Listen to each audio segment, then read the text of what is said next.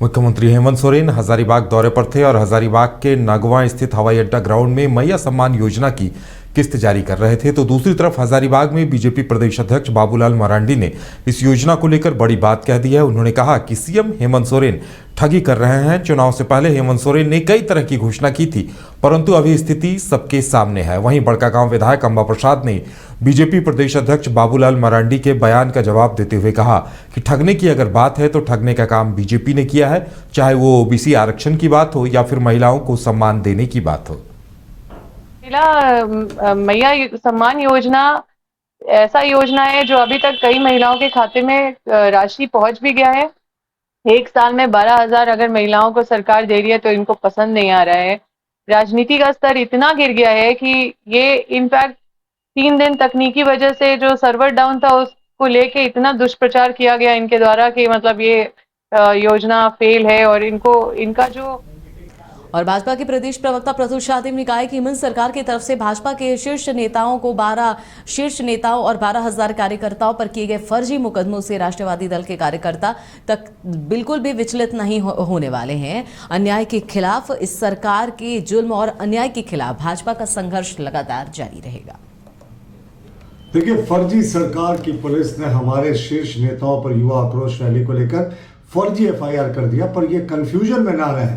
हमारे राष्ट्रवादी दल के कार्यकर्ता और नेता ऐसे फर्जी मुकदमों से नहीं डरते और संघर्ष तो हमारे रगों में बसा है। अगर आप बात करें तो पहले तो इन्होंने शांतिपूर्वक युवा आक्रोश रैली पर रबर बुलेट, वाटर कैनन, जहरीले टीयर गैस और बरसाए और लाठियां चटकाई और अब फर्जी मुकदमे कर दिए हमारे कार्यकर्ताओं पर, जबकि वीडियो फुटेज से साफ है कि पुलिस पत्थर मार रही थी हमारे निहत्थे कार्यकर्ताओं को, शांतिपूर्वक प्रदर्शन कर रहे कार्यकर्ताओं को। लेकिन ये सरकार के अति का अंत अब निश्चित है। ऐसे फर्जी मुकदमों से हम तनिक भी विचलित नहीं होते और इस सरकार के अन्याय के खिलाफ हमारा संघर्ष लगातार जारी रहे। जम्मू कश्मीर में कांग्रेस और नेशनल कॉन्फ्रेंस गठबंधन में चुनाव लड़ेंगे और इस पर झारखंड बीजेपी चीफ बाबूलाल ने प्रेस वार्ता कर कांग्रेस और झारखंड के कांग्रेस के सहयोगियों को घेरा है और कई सवाल भी पूछे हैं। बाबूलाल मरांडी ने कहा है कि वह ऐसी पार्टी जिसके साथ कांग्रेस गठबंधन कर रही है और उनके घोषणा पत्र में ऐसी मांगे हैं जिससे कि वहां पर फिर से आतंकवाद पनप सकता है। उन्होंने पूरे मामले को नेशनल सिक्योरिटी से भी जोड़कर देखा है।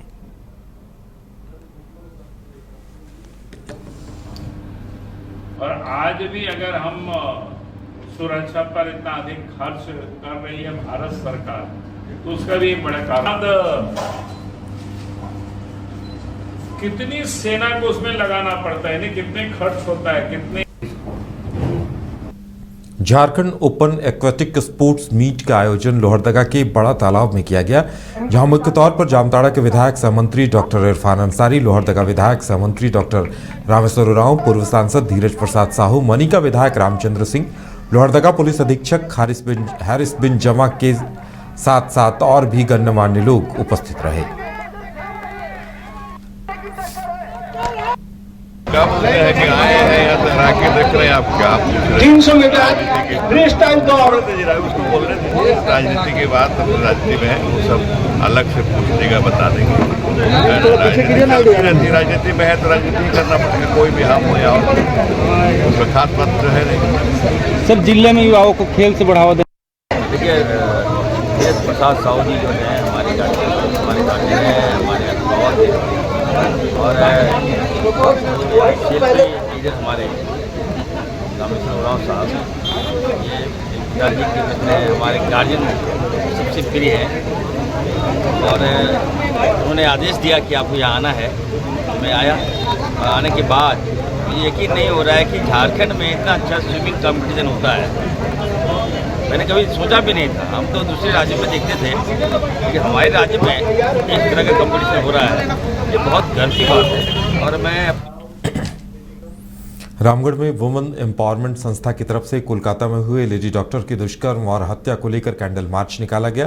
कैंडल मार्च थाना चौक से लेकर सुभाष चौक तक निकाला गया, जिसमें रामगढ़ की महिलाओं ने भी इस कैंडल मार्च में भागीदारी की। प्रदर्शन करने वालों ने कहा कि जब तक कानून अपराधी को लटका नहीं देता है, न्याय नहीं होगा, या फिर अपराधी को लोगों को हैंडओवर कर दीजिए ताकि इसका बदला हम खुद ले सकें।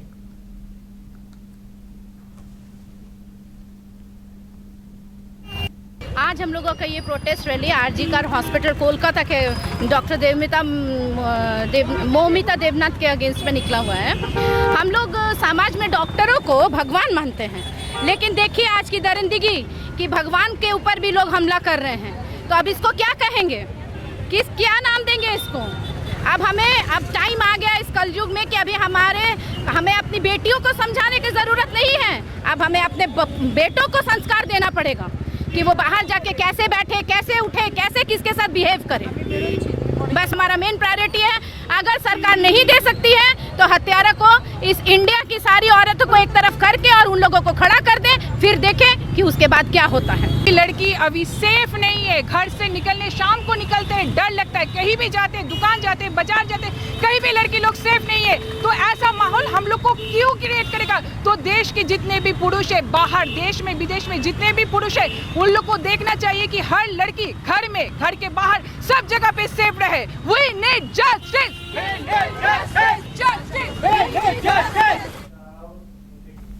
बोकारो में आज से 3 दिवसीय पल्स पोलियो अभियान की शुरुआत की गई। सदर अस्पताल में आयोजित विशेष कार्यक्रम के दौरान अधिकारियों ने डीडीसी के अध्यक्षता में दीप प्रज्वलित कर अभियान की शुरुआत की।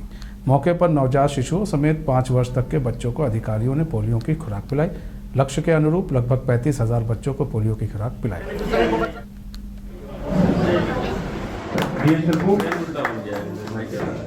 हाँ, हमारे बीच में हमारे डीआरसी जो में उपस्थित हैं।